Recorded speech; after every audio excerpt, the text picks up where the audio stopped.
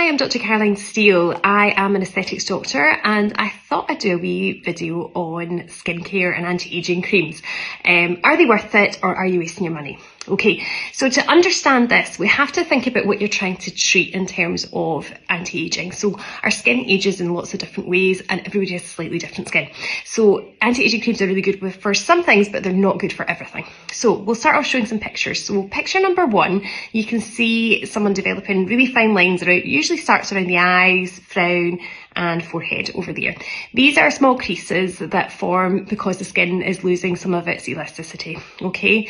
Now, potent prescription skincare like tretinoin and vitamin C can be helpful for this, but you would probably get better results with something like Botox and neurotoxin. So you have to decide whether or not you want to spend your money on skincare for that instead, okay?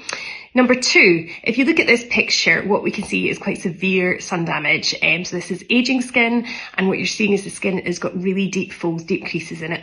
There is no skincare that will work for this. You would need full resurfacing to try and help for that, and that would have to be an in-clinic treatment. This is extremely difficult to treat. And as a warning to people that are using sunbeds, because that's typically what happens if you've had too much sun exposure. Okay, picture number three, what we see is pigmentation changes here. So sunspots and irregular pigmentation in the skin. Now, prescription skincare is really, really good for this. So tretinoin and hydroquinone can be highly effective at evening out skin tone. So it's really, really good at freshening up the skin if you've got uneven skin tone. Picture number four, what we can see is rosacea here. Many of us in Scotland have got rosacea.